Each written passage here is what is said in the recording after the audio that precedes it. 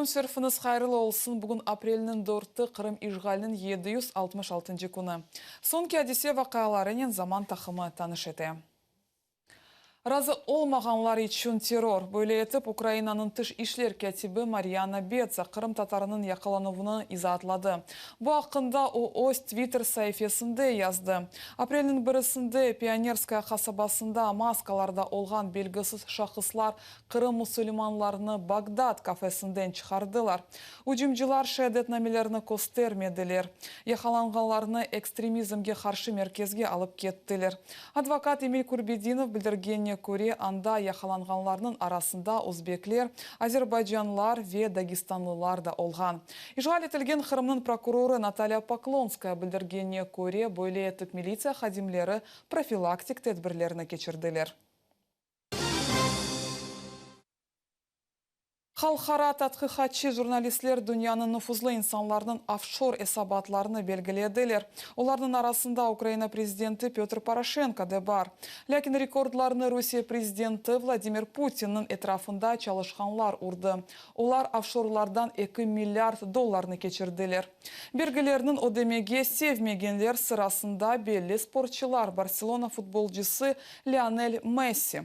Петр Порошенко есе Британияның Виргин адасында президент вазифесini эда etken zamanda офшор компаниясыны тәшкил етті. Офшор жедвеліне 20 украинлер де кіре. Атуда вазиет кергин қалмақта. Террористлер тарафындан Украин позицияларына қаршы 20 кереден зияды атеш açıldı. На сході України збройне протистояння за територією Донецької та Луганської областей триває.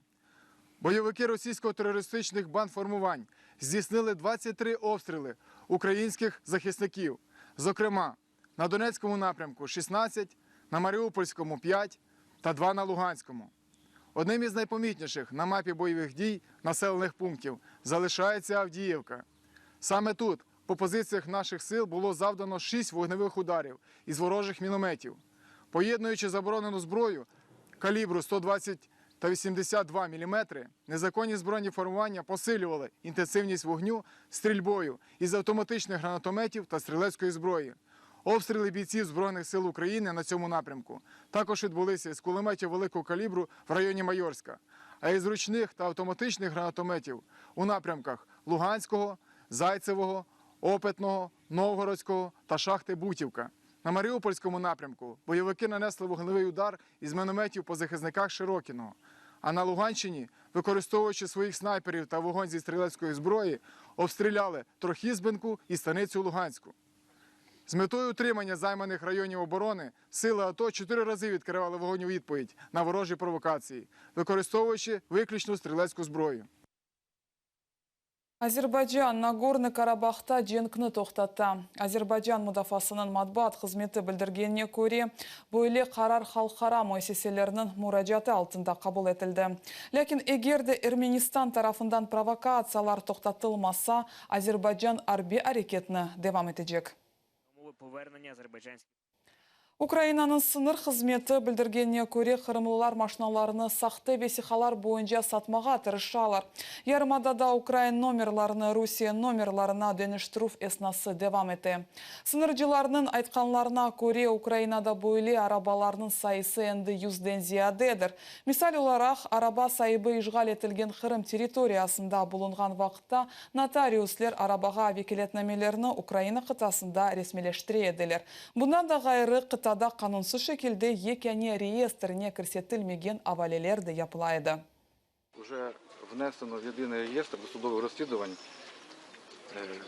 по 6 нотаріусів, які є в Києві, які є в Генічеську, які є в інших містах України, які оформляють підробні доручення на право користування транспортними засобами. Таких транспортних засобів ми виявили вже 60, тільки станом на сьогоднішню добу. По 6 нотаріусах вже внесено в ЄРДР правоохоронними органами. Ахярда правда соқағындаки яны евге ерлештірілген сакинлер әнді 2 ел yazылып оламайлар. Құруджилар 2014 сенесінде сакинлерге дайрелердің анақтарларыны берділер. Бүгінгі күнге қадар бинаны эксплуатацияға кірсе етмеділер. Инсанлар бұл себепті не ішке кіріп олалар, не де керекли весихаларыны ресмелештіріп оламайлар. Олар прокуратураға ерлі акимиетіне мұраджат еттілер.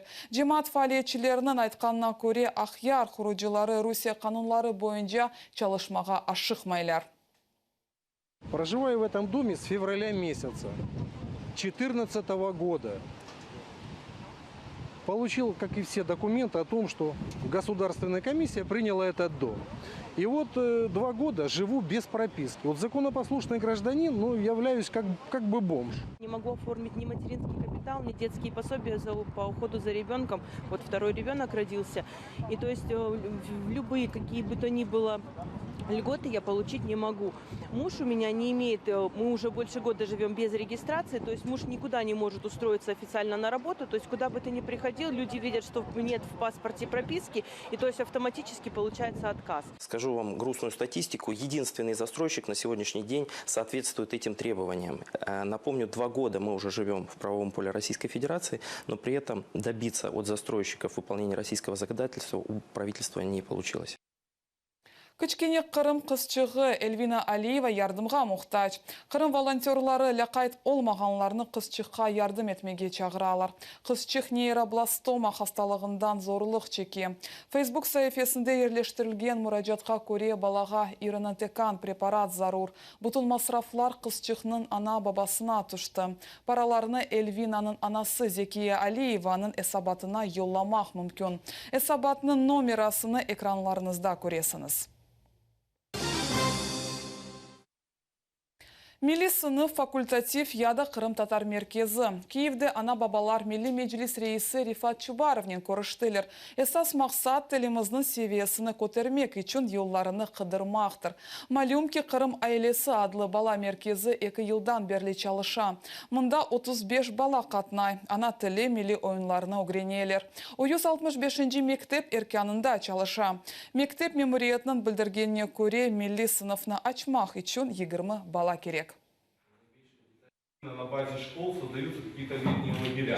Сегодня мы уже начали нарабатывать, чтобы на базе этой школы мы могли бы сделать уже в июне месяце вот такой лагерь, где будет чисто вот крымско-татарская группа, где будут постоянно они здесь находиться. Но мы знаем, что наши дети вместе, они постоянно под присмотром. Дети наши ходят по субботам и по средам на занятия, нас это устраивает. На сегодняшний день такая схема, такая система, она в принципе, я считаю, что она работает. Наши дети изучают язык, они не забывают его, они изучают национальный танец, музыку. Дети, главное, чтобы они не забыли свой родной язык и кто они есть. Да, рабочая группа сделает, наверное, более анализ, где и сколько проживает наших татар, насколько возможно, насколько необходимо открывать эти уроки факультатива в разных школах города Киева, Киевской области, и также изучить вопрос открытия национального класса. Ми відкриті до цього, ми готові до цього, тому що наявність приміщень дозволяє, але зараз питання за педагогічним складом, саме є знавцями кримсько-татарської мови, фахівцями інших предметів, які можуть викладати на кримсько-татарській мові. За цим питання основне. А щодо готовності школи, да, ми готові і радо їх приймемо, і відкриємо такий клас. Қырым татар Шатургудур тақымы Илксефер Киевде өз концертны тағдым етті. Концерт диван қабиханесінде кечті. Чалғыжылар этно-панк-рок енелешінде чалыршалар ветте Қырым татар тілінде ерлайлар. Салон рых-марых инсан или толлы еді. Концерт Бақчысарай аралықлары ерінен башланды. Мұхлислер туған махамларыны бірден ерламаға башладылар. Концерт девамында 18 ер яңғырады, олардан халық ерлары ве майе Софетінің сөзлеріне yazылған түркілер.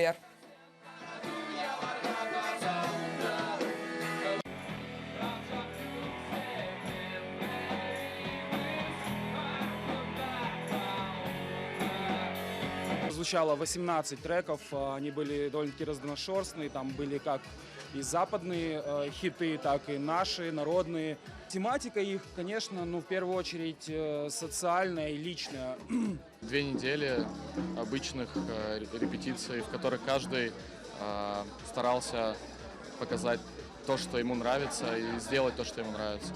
Не вся аудитория, скорее всего, понимала, о чем песни, поэтому каким-то образом надо было раскрыть тему песни.